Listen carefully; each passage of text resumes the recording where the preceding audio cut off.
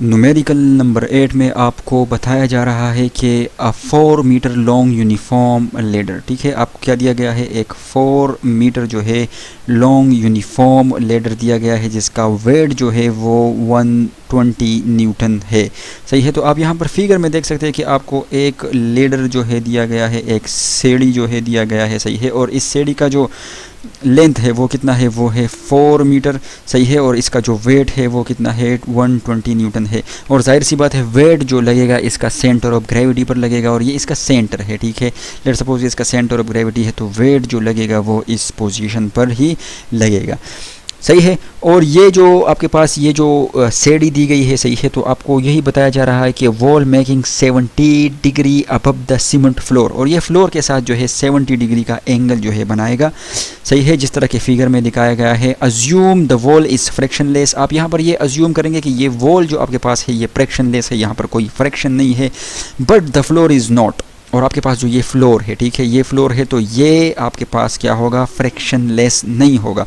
मतलब यहाँ पर जो होगा फ्रैक्शन होगा और यहाँ पर जो होगा फ्रैक्शन नहीं होगा। तो इसका क्या मतलब हुआ, इसका मतलब ये हुआ कि ये सीढ़ी जो है आपके पास कड़ी है, मतलब ये गिरेगी नहीं, यहाँ पर फ्रैक्शन होगा लेकिन यहाँ पर जो है फ्रैक्शन नहीं होगा। तो ये जो आपके पास लेडर है, ये जो सीढ़ी है आपके पास, ये सीढ़ी कौन से कंडीशन में होगी, स्टैटिक इक्विलिब्रियम में होगी, ठीक है। कौन से इक्विलिब्रियम में होगी, स्टैटिक इक्विलिब्रियम में होगी। सही है, और आपने क्या डिटरमाइन करना है, determine the force exerted on the leader by the floor and by the wall. ठीक है, आप यहाँ देख सकते हैं कि ये वॉल जो है ये कुछ ना कुछ फोर्स जो है ये एक्सर्ट करेगा इस लीडर पर, और इसको हमने क्या नाम दे दिया है, FW का नाम दिया है। सही है, तो ये फोर्स आपने फाइंड आउट करना है। सही है, और साथ साथ में आपने जो है ये फ्लोर जितना फोर्स एक्सर्ट कर रहा है इस लीडर पर, जाहिर सी बात है इसका डायरेक्शन जो ये फोर्स होगा, ठीक है, ये फोर्स जो लगेगा इस पर, ग्राउंड जो फोर्स लगाएगा इस पर, तो ये इस डायरेक्शन में लगाएगा, और इसको हम डिनोट करते हैं FG से। सही है, तो ये FG जो है ये भी आपने फाइंड आउट करना है। सही है, आपको ये डेटा गिवन है और आपसे इसने ये दोनों फोर्सेस जो है फाइंड आउट करने हैं। ठीक है, तो कैसे करेंगे, तो चले पहले तो देख लेते हैं कि यहाँ पर आपको क्या क्या गिवन है और क्या रिक्वायर्ड है। तो लेंथ ऑफ लेडर जो है आपके पास 4 मीटर जो है वो गिवन है। सही है, इसके अलावा वेट जो है आपके पास 120 न्यूटन गिवन है, और इसके अलावा एंगल जो है आपके पास 70 डिग्री गिवन है। सही है, और आपने ये फोर्स जो वॉल लगा रहा है, सही है, इस लेडर पर वो आपने मालूम करना है। ठीक है, और साथ साथ में जो है आपने ये वाला फोर्स जो FG है, ठीक है, FG जो फोर्स है ये भी आपने मालूम करना है। ठीक है, तो सॉल्यूशन की तरफ बढ़ते हैं। सही है, लेकिन सॉल्यूशन से पहले आप यहाँ पर देखिए, मैंने आपको बताया था कि ये फ्रैक्शन की जो बात की गई है, सही है, तो इससे हमें एक कंडीशन का पता चलता है, और वो कंडीशन ये है कि ये स्टैटिक इक्विलिब्रियम में है, और यही स्टैटिक इक्विलिब्रियम के कंडीशंस को यूज़ करते हुए हम इसको सॉल्व कर सकते हैं, और ये दोनों फोर्सेस जो है हम फाइंड आउट कर सकते हैं। सही है, तो सॉल्यूशन में देखिए, जैसे कि as the ladder is in static equilibrium, ladder जो आपके पास है, ठीक है, ये किस चीज़ में है, ये स्टैटिक इक्विलिब्रियम में है, तो जाहिर सी बात है, सो इट मस्ट ओबे first and second condition of equilibrium.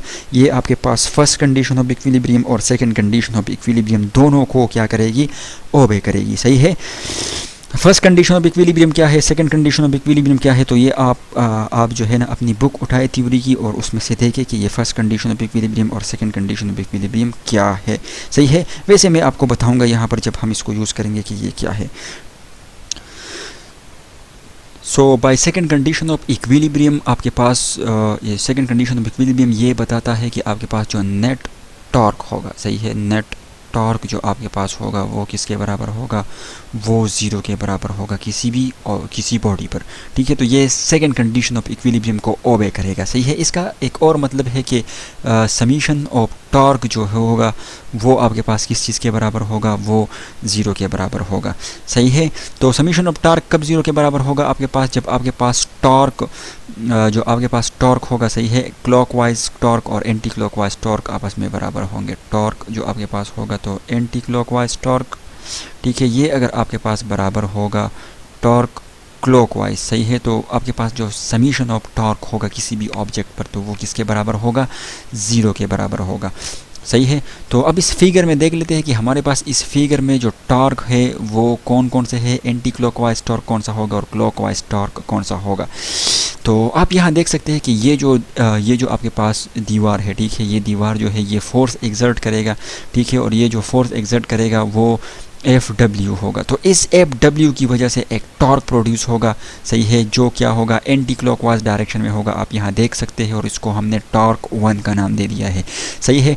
तो ये फोर्स रिस्पॉन्सिबल होगा इस टॉर्क 1 के लिए, और इसके साथ साथ इसका जो पोजीशन वेक्टर है, जिसको R1 जो है, सही है, यहाँ से लेकर यहाँ तक जो आपके पास पोजीशन वेक्टर R1 है, ठीक है, तो ये रिस्पॉन्सिबल होगा इस टॉर्क 1 के लिए, और ये एंटी क्लॉकवाइज टॉर्क जो है प्रोड्यूस करेगा। ये दोनों मिलकर पोजीशन वेक्टर और ये फोर्स मिलकर जो है एक एंटी क्लॉकवाइज टॉर्क जो है ये प्रोड्यूस करेंगे, सही है। तो ये एंटी क्लॉकवाइज टॉर्क हुआ। अब क्लॉकवाइज टॉर्क जो है यहाँ पर कैसे प्रोड्यूस होगा, तो आप देख सकते हैं कि इसका लेडर का जो वेट है, सही है, यहाँ पर लेडर का वेट आप देख सकते हैं कि ये जो वेट है इसका ये डाउनवर्ड डायरेक्शन में लग रहा है, सही है। जाहिर सी बात है, जब ये डाउनवर्ड डायरेक्शन में लगे तो ये कुछ यहाँ तक आएगा, सही है। तो ये वेट इसका जो है टॉर्क इसमें क्रिएट करने की कोशिश करेगा, और उस टॉर्क का जो डायरेक्शन होगा वो होगा क्लॉकवाइज डायरेक्शन, और इस डायरेक्शन में वो टॉर्क होगा, सही है। तो क्लॉकवाइज डायरेक्शन में ये टॉर्क प्रोड्यूस करने की कोशिश करेगा।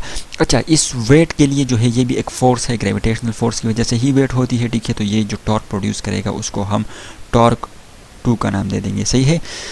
अब देखिए ये जो फोर्स लग रहा है या ये जो वेट है, सही है, तो इसके लिए पोजीशन वेक्टर भी चाहिए। तो इसका पोजीशन वेक्टर क्या होगा, वो ये होगा कि यहाँ से लेकर यहाँ तक जो इसका पोजीशन वेक्टर है ये होगा, और उसको हमने R2 का नाम दे दिया है, सही है। अब ये जो होगा टॉर्क, तो यहाँ पर जो एंटी क्लॉकवाइज डायरेक्शन का टॉर्क जो हुआ तो वो टॉ 1 हुआ, सही है, और क्लॉकवाइज डायरेक्शन का जो टॉर्क हुआ वो टॉ 2 हुआ, सही है। तो अब हम क्या करेंगे, जो एंटी क्लॉकवाइज टॉर्क है वो हमने क्या ले लिया है, वो ले लिया है टॉर्क 2, ठीक है, सॉरी ये टॉर्क 1 होगा, सही है, और यहाँ पर ये जो टॉर्क आपके पास होगा वो टॉर्क 2 होगा, सही है। मैं इसको क्लियरली 1 लिख दूँ ताकि आप बाद में कंफ्यूज नहीं हो, सही है, और ये आपके पास होगा टॉर्क 2, सही है। तो अब ये टॉर्क जो है, सही है, इन टॉर्क को मैं इस तरह से लिख सकता हूँ कि देखिए टॉर्क 1 जो है वो किस वजह से है, वो वॉल की फोर्स की वजह से है, और इसके साथ अगर क्रॉस प्रोडक्ट हम लेंगे इसका पोजीशन वेक्टर तो वो R1 है, सही है। और ये हमारे पास इज इक्वल टू हो जाएगा, यहाँ पर देखिए टॉर्क 2 जो है वो किस वजह से है, वेट की वजह से है, और उसके साथ जो पोजीशन वेक्टर है क्रॉस मल्टीप्लिकेशन में तो वो है R2, सही है। तो अगर हम इस क्रॉस प्रोडक्ट्स को यहाँ से हटाएं, ठीक है, और इसको हम लिखना चाहे तो हम इसको किस तरह से लिखेंगे, हम इसको इस तरह से लिखेंगे FW R1, ठीक है, और यहाँ पर हो जाएगा साइन थीटा, सही है, और इज इक्वल टू यहाँ पर हो जाएगा वेट R2, और ये हो जाएगा साइन थीटा, सही है। तो अब यहाँ देख सकते हैं कि एंगल जो होगा यहाँ पर कितना होगा, आप देख सकते हैं कि इस फोर्स और इसके साथ जो एंगल है वो कितना है, वो 90 डिग्री का है, सही है। अब यहाँ देखिए ये फोर्स और ये इसका पोजीशन वेक्टर, तो एंगल जो बनेगा यहाँ पर ये 90 डिग्री का बनेगा। अब यहाँ पर देख सकते हैं कि ये वेट और ये इसका पोजीशन वेक्टर, तो यहाँ पर जो एंगल बनेगा वो भी 90 डिग्री का बनेगा, सही है। तो आप साइन की जगह अगर हम 90 पुट कर देंगे, सही है, तो साइन 90 हमारे पास 1 के बराबर होता है। तो ये जो आपके पास इक्वेशन होगा, तो ये इक्वेशन कुछ इस तरह से आएगा कि FW R1 साइन 91 के बराबर हो जाएगा, और यहाँ पर हो जाएगा W और R2 हो जाएगा, सही है। तो देखिए अब यहाँ पर ये FW जो है ये हमें मालूम करना है, ठीक है। R1 जो है ये हमें पता है कि ये किसके बराबर है, इसकी वैल्यू हम फाइंड करके यहाँ पर पुट कर देंगे। W2 जो है वो हमें गिवन है कि वेट जो है वो 120 न्यूटन है, सही है, और R2 जो है इसको भी हम पता करेंगे। कैसे पता करेंगे, तो पहले तो इसको आप इक्वेशन 1 का नाम दे दें, सही है। पता कैसे करेंगे, देखिए अब यहाँ से देखिए कि ये R1 है, ठीक है। R1 कहाँ से, यहाँ से लेकर यहाँ तक का जो लेंथ होगा आपके पास ये R1 होगा, सही है। तो यहाँ पर एक चीज़ आपने नोट की होगी, अगर इस L को, ये जो आपके पास लेंथ है, सही है, अगर इस लेंथ को हम क्या करें, इसके कंपोनेंट्स में जो है स्प्लिट करें, तो इसके 2 कंपोनेंट्स बनेंगे। एक जो बनेगा वो लेंथ का जो एक कंपोनेंट बनेगा तो वो यहाँ से लेकर यहाँ तक जो है एक बनेगा जो कि हॉरिजॉन्टल कंपोनेंट होगा, और इसको हम LX के नाम, जिसको हम LX कह सकते हैं, सही है। और एक आपके पास कंपोनेंट बनेगा वर्टिकल कंपोनेंट जो कि यहाँ से लेकर यहाँ तक होगा, ठीक है, और ये आपका क्या होगा, ये LY होगा, सही है। तो ये ऑलरेडी जो है हम ड्रॉ कर चुके हैं, और ये R1 वाला कंपोनेंट और ये दोनों बराबर होंगे, सही है, तो ये Ly हो जाएगा। अब फिगर से आप देख सकते हैं कि R1 बराबर है Ly के, सही है, और R2 जो है वो बराबर है हाफ ऑफ Lx के, ठीक है। Lx कितना है, Lx जो है वो यहाँ से लेकर यहाँ तक है, सही है, और ये R जो है ये R2 जो होगा ये किसके बराबर होगा, अगर आप इस लेंथ को, ठीक है, इस लेंथ को क्या करेंगे, डिवाइड कर देंगे 2 पर, सही है, तो आपके पास R2 आ जाएगा, सही है। तो R1 बराबर हुआ Ly के, सही है, फिगर से देख के हम बता सकते हैं, और R2 जो बराबर होगा वो बराबर होगा Lx के, सही है, फिगर से देख के हम बता सकते हैं, ठीक है। तो चले इसको फाइंड ज़रा कर लेते हैं कि कैसे फाइंड करेंगे। तो आप यहाँ देख सकते, आप यहाँ लिखेंगे कि फ्रॉम फिगर, सही है, मैं कलर जो है चेंज कर देता हूँ ताकि आसानी हो। तो आप लिखेंगे कि फ्रॉम फिगर, ठीक है। अब फिगर से हमें ये पता चला कि आपके पास जो R1 होगा वो R1 बेसिकली आपके पास बराबर होगा किसके, Ly के, किसके बराबर होगा, वो जो आपके पास वर्टिकल कंपोनेंट होगा L का लेंथ का, वो इसके बराबर होगा। और हमें पता है कि वर्टिकल कंपोनेंट जो होता है वो बराबर होता है L, और इसके अलावा जो है वो बराबर होगा साइन ऑफ थीटा के, सही है। तो L की वैल्यू हमें पता है कितनी है, वो यहाँ पर फिगर से आप देख सकते हैं कि वो कितनी है, वो है 4 मीटर, ठीक है। और थीटा जो बन रहा है यहाँ पर वो कितना बन रहा है, 70 डिग्री बन रहा है, सही है।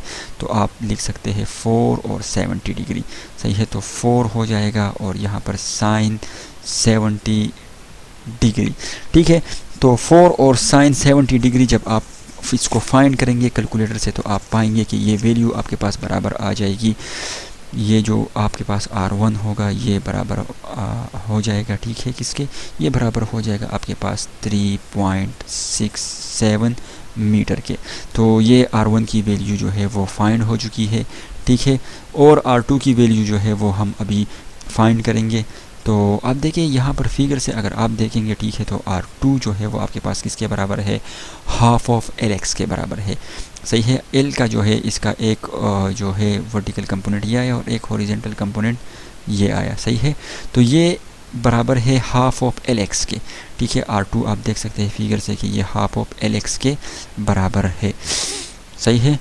तो यहाँ पर फिर अगेन फ्रॉम फिगर आप लिखेंगे कि अगेन सही है, फ्रॉम फिगर अगेन आप फिगर से ये लिख सकते हैं कि R2 जो है वो बराबर है आपके पास Lx, लेकिन अगर Lx को आप डिवाइड कर देंगे किस पे, 2 पर, सही है। तो आगे इसको ज़रा देख लेते हैं। देखिए Lx जो है वो बराबर होगा L, ठीक है, cos थीटा के, और डिवाइडेड बाय क्या हो जाएगा यहाँ पर 2 हो जाएगा, सही है। तो R2 की वैल्यू जो होगी आपके पास ये बराबर हो जाएगी, ये आपके पास बराबर हो जाएगी L कितना है, वो है 4 डिवाइडेड बाय 2, और cos यहाँ पर डिग्री कितना है, वो है 70 डिग्री, ठीक है। तो जब आप यहाँ से ये कट जाएगा, 2 1 2 2 2 4, ठीक है। जब आप साइन cos 70 की वैल्यू फाइंड करेंगे और उसको 2 के साथ मल्टीप्लाई कर देंगे, तो आप ये पाएंगे कि आपके पास जो ये R2 है, R2 की जो ये वैल्यू है ये बराबर है, R2 की जो ये वैल्यू है ये आपके पास बराबर आ जाएगी 0.68 मीटर के, ठीक है। तो इसको बी ब्रैकेट में हम बंद करेंगे। तो अब R1 और R2 की वैल्यू जो है वो हमारे पास आ चुकी है, सही है। अब क्या करना है, सिंपल इस R1 और R2 और W की वैल्यू जो है आपके पास, वेट जो है वो आपके पास गिवन है। आप यहाँ देख सकते हैं कि ये 120 न्यूटन का वेट गिवन है। अब इन तीनों वैल्यूज़ को इसमें पुट कर देंगे और यहाँ से FW जो है वो हम फाइंड कर सकते हैं, सही है। तो क्या कर देंगे हम, सिंपली हम क्या कर देंगे, पुट कर देंगे। अब हम क्या कर देंगे, पुट इन इक्वेशन 1, ठीक है, पुट इन इक्वेशन 1 में हम क्या कर देंगे, इस वैल्यूज़ को पुट कर देंगे। तो इक्वेशन 1 जो होगा वो आपके पास कुछ इस तरह से आएगा कि ये हो जाएगा आपके पास FW, जो कि हमें क्या करना है, फाइंड करना है, सही है। ये अपनी जगह पर आ जाएगा, सही है। और ब्रैकेट में इसके साथ R1 की वैल्यू आप फाइंड कर चुके हो, और R1 की वैल्यू जो है वो कितनी है, वो आपके पास है 3.76, ठीक है। तो 3.76 आप इसमें पुट कर देंगे और ये इज इक्वल टू आपके पास आ जाएगा, वेट कितना है वो है 120 न्यूटन, ठीक है। और इसके साथ R2 की वैल्यू 0.68 है, ठीक है। तो आप यहाँ से जो है ईज़िली FW जो है उसको फाइंड कर सकते हैं और FW आपके पास बराबर हो जाएगा 120, ठीक है। और इसको अगर आप मल्टीप्लाई कर देंगे 0.68 के साथ और ये आपके पास जो है डिवीज़न में आ जाएगा, डिवीज़न में जो है आपके पास आ जाएगा 3.76, ठीक है। तो क्या करेंगे, कैलकुलेटर से इसको जल्दी से कैलकुलेट करते हैं कि ये किसके बराबर है, ठीक है। तो FW जो है वो आपके पास बराबर आ जाएगी 22 न्यूटन के, सही है, 22 न्यूटन के जो है आपके पास ये बराबर आ जाएगी। तो ये FW जो पहला जो फोर्स मालूम करना था कि दीवार जो है वो सीढ़ी पर कितना फोर्स लगाएगा, तो वो लगाएगा 22 न्यूटन का फोर्स लगाएगा। अब हम फाइंड करने जा रहे हैं कि जो ये ग्राउंड कितना फोर्स लगाएगा इस सीढ़ी पर, ये FG जो होगा ये कितना होगा, इसको हम अभी फाइंड करेंगे। तो चले इसको भी फाइंड कर लेते हैं। अब हम FG जो है, ये जो ग्राउंड जितना फोर्स लगा रहा है, इसको हम कैलकुलेट करने की कोशिश करेंगे। तो आप देख सकते हैं कि ये FG जो फोर्स है आपके पास, इसकी मैग्नीट्यूड को हम फाइंड करेंगे। तो कैसे करेंगे, तो यहाँ पर आप देख सकते हैं कि अगर इस FG को हम क्या करें, इसके कंपोनेंट्स में जो है इसको क्या कर दे, इसके कंपोनेंट में रिजॉल्व कर दे, तो इस FG के ये ग्राउंड फोर्स के आपके पास कितने कंपोनेंट बनेंगे, 2 कंपोनेंट बनेंगे, सही है। एक आपके पास जो कंपोनेंट बनेगा तो वो कुछ इस डायरेक्शन में बनेगा, ठीक है, और एक कंपोनेंट जो होगा वो कुछ इस डायरेक्शन में आपके पास बनेगा, ऊपर के डायरेक्शन में, ठीक है। तो ये क्या होगा, ये आपके पास होगा FG का Y कंपोनेंट और ये होगा FG का X कंपोनेंट। तो अगर आप यहाँ पर देखेंगे, सही है, तो ये जो FG का X कंपोनेंट है, सही है, ये जो X कंपोनेंट है, ये जो हॉरिजॉन्टल कंपोनेंट है, तो ये असल में ये कंपोनेंट किसका है, ये तो फ्रिक्शन फोर्स का है। इस सीढ़ी पे जो फ्रिक्शन फोर्स लगेगा वो भी इसी डायरेक्शन में लगेगा, ठीक है। तो ये जो आपके पास इसका X कंपोनेंट होगा, ये किसके बराबर होगा, ये बराबर होगा फोर्स ऑफ फ्रिक्शन के, सही है। मैं इसको छोटा f लिख देता हूँ कि ये फोर्स ऑफ फ्रिक्शन के बराबर होगा, सही है। और ये जो इसका वर्टिकल कंपोनेंट होगा, तो ये कौन से फोर्स के बराबर होगा, आप देख सकते हैं कि ये फोर्स जो है ये इस फ्लोर को क्या है, नॉर्मल है, ये फोर्स इस फ्लोर को क्या है, नॉर्मल है। तो इसका मतलब है कि ये इस ग्राउंड के, ये इस FG के फोर्स का जो वर्टिकल कंपोनेंट होगा वो असल में आपके पास क्या होगा, नॉर्मल फोर्स होगा, क्या होगा, normal force of the ground, ठीक है। तो ये normal force of the ground होगा, सही है। अब अगर इन दो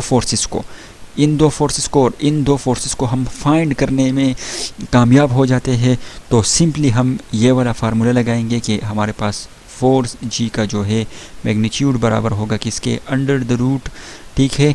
और FN जो इसका f स्मॉल f जो इसका x कंपोनेंट है उसका स्क्वायर और प्लस इसके y कंपोनेंट का स्क्वायर जो FN स्क्वायर है। तो इस फार्मूले से जो है हम इस फोर्स को FG को जो है फाइंड कर सकते हैं, सही है। तो लिहाजा हमें जो है FN चाहिए और FF चाहिए ताकि हम इसका क्या मालूम कर सके, इसका मैग्नीट्यूड मालूम कर सके, ठीक है। तो इसके लिए हम क्या यूज़ करेंगे, second condition of equilibrium use करेंगे। अब जैसा कि पता है कि आपके पास जो है ये जो आपके पास ये लीडर जो है, ठीक है, ये जो आपके पास लीडर है ये स्टैटिक इक्विलिब्रियम में है, तो जाहिर सी बात है ये क्या करेगा, ओबे करेगा कंडीशन ऑफ इक्विलिब्रियम को। एक कंडीशन ऑफ इक्विलिब्रियम हम पहले ही यूज़ कर चुके हैं, अब फर्स्ट कंडीशन इक्विलिब्रियम की बारी है। फर्स्ट कंडीशन ऑफ इक्विलिब्रियम का क्या मतलब है, तो फर्स्ट कंडीशन ऑफ इक्विलिब्रियम का सिंपल सा मतलब ये है कि आपके पास जो नेट फोर्स होगा, सही है, इस ऑब्जेक्ट पर वो कितना होगा, 0 होगा। नेट फोर्स 0 का क्या मतलब है कि समीशन जो होगा तमाम फोर्सेस का, एक्सटर्नल फोर्स का, वो किसके बराबर होगा, 0 के बराबर होगा, सही है। अगर इस फोर्स को हम इसके कंपोनेंट्स में रिजॉल्व करेंगे तो इसका मतलब होगा कि आपके पास 2 सिचुएशन आएगी, सही है। एक सिचुएशन ये आएगी कि इस फोर्स के ये जो फोर्स होगा आपके पास, सही है, तो इसके तमाम x कंपोनेंट, अगर आप समीशन ले ले इसके x कंपोनेंट के, सही है, मैं यहाँ पर IE लिख देता हूँ सच दैट, ठीक है। तो यहाँ पर आपके पास जो होगा ये f ऑफ x जो होगा ये बराबर होगा 0 के। आल्सो आपके पास समीशन जो होगा f ऑफ y जो होगा ये भी बराबर होगा 0 के। ठीक है, तो अब यहाँ पर देखे और मुझे बताए, सही है कि यहाँ पर जो है पहले हम हॉरिजेंटल फोर्स के समीशन की बात करेंगे। तो यहाँ पर देखिए आपके पास कौन सा ऐसा हॉरिजेंटल फोर्स है जो लग रहा है। तो एक हॉरिजेंटल फोर्स जो है आपके पास F जो है F लग रहा है, ठीक है, और एक हॉरिजेंटल फोर्स आपके पास लग रहा है FW। आप देख सकते हैं ये एक W लग रहा है और एक F लग रहा है, सही है। ये दो हॉरिजेंटल फोर्स आपके पास इस पूरे से सिस्टम में लग रहे हैं, ठीक है। लेकिन अगर आप देखें, अगर इसको F को, अगर FW को, सही है, F को अगर हम पॉजिटिव कंसीडर करेंगे तो ये हमारे पास बराबर हो जाएगा F, ठीक है, और प्लस जो होगा हमारे पास समीशन है तो प्लस और ये फोर्स। लेकिन ये फोर्स, इस फोर्स का डायरेक्शन और इस फोर्स का डायरेक्शन क्या है, अपोजिट है, सही है। तो हम इसके साथ माइनस लगाएंगे FW और ये इज इक्वल टू हो जाएगा 0 के, सही है। तो यहाँ से मैं कह सकता हूँ कि हमारे पास जो ये FF होगा, सही है, ये माइनस हो जाएगा FW के और ये बराबर हो जाएगा किसके, 0 के बराबर हो जाएगा, ठीक है। और यहाँ से आपके पास जो FF होगा, सही है, जो फ्रैक्शन फोर्स होगा वो किसके बराबर आ जाएगा, वो बराबर आ जाएगा असल में आपके पास FW के, सही है। जितना फोर्स आपके पास ये जो वॉल है ये जितना फोर्स लगा रहा है वही आपके पास फ्रैक्शन फोर्स होगा। तो जाहिर सी बात है आपके पास सिस्टम किस चीज़ में होगा, इक्विलिब्रियम में होगा, ठीक है। और FW को जो है वो हम फाइंड कर चुके हैं और वो कितना था, 22 न्यूटन था। कितना था, 22 न्यूटन था। तो इसका मतलब ये हुआ कि आपने जो ये फोर्स, ये जो फोर्स आप फाइंड करेंगे तो ये आप ये पाएंगे कि ये जो फ्रैक्शन फोर्स होगा वो आपके पास कितने के बराबर होगा, वो बराबर होगा 22 न्यूटन के बराबर होगा, सही है। आप इसको जो है ना आप इसमें भी बंद कर दे, क्या नाम है इसका, एक कॉलम में भी इसको आप बंद कर दे ताकि आपको पता चले, सही है। तो ये FF ये वाला जो फोर्स था ये हम कैलकुलेट कर चुके हैं। अब FY की बारी है। तो आप देखिए Y के डायरेक्शन में इस पर कितने फोर्स जो है वो अप्लाई हो रहे हैं। तो आप देख सकेंगे कि यहाँ पर सिर्फ और सिर्फ जो है हमारे पास 2 फोर्स अप्लाई हो रहे हैं Y के डायरेक्शन में। एक जो आपके पास फोर्स अप्लाई हो रहा है वो नॉर्मल का फोर्स अप्लाई हो रहा है और एक आपके पास वेट का फोर्स अप्लाई हो रहा है। जितना वेट होगा उतना क्या होगा, नॉर्मल फोर्स आपके पास होगा, सही है। तो आप हम यहाँ पर लिख सकते हैं कि FN जो होगा आपके पास FN, ठीक है। तो ये FN जो होगा ये बराबर होगा FN, ठीक है, FN और प्लस वेट जो होगा, सही है, वेट जो होगा ये बराबर होगा हमारे पास 0 के। लेकिन आप यहाँ देख सकते हैं कि आपके पास वेट जो है ये अपोजिट डायरेक्शन में है, सही है। तो ये अगर इसके डायरेक्शन को हम पॉजिटिव कंसीडर करेंगे तो ये नेगेटिव डायरेक्शन हो जाएगा, या अगर वेट की डायरेक्शन को आप पॉजिटिव कंसीडर करेंगे तो फिर FN आपके पास क्या हो जाएगा, नेगेटिव हो जाएगा, सही है। तो आप यहाँ से FN जो है निकाल सकते हैं, सही है। FN जो आपके पास आएगा तो वो आएगा वेट के बराबर आएगा, सही है। और FN जो होगा आपके पास ये बराबर हो जाएगा, वेट कितना है, वेट आपके पास है 120 न्यूटन का। तो ये FN जो है इसकी वैल्यू आपके पास आ गई है 120 न्यूटन, ठीक है। तो ये दोनों फोर्सेस जो है आपने इजीली जो है कैलकुलेट कर दिया है। अब इन दोनों फोर्सेस को क्या करेंगे, दोनों फोर्सेस को ऐड कर देंगे, इसका स्क्वायर लेंगे और अंडर रूट कर देंगे तो आपके पास जो है मैग्नीट्यूड ऑफ FG आ जाएगा, सही है। तो असल में ये दोनों फोर्सेस क्या है, मैंने आपको पहले बता दिया है कि ये इसका हॉरिजेंटल कंपोनेंट है और ये इसका क्या है, वर्टिकल कंपोनेंट है। हॉरिजेंटल कंपोनेंट ये और ये वर्टिकल कंपोनेंट आ गया है, सही है। तो अब हम क्या करेंगे, आगे जाएंगे और इसको सॉल्व करने की पूरी कोशिश करेंगे। और कैसे सॉल्व करेंगे, आसान है, सही है। तो अब हम लिखेंगे कि फॉर मैग्नीट्यूड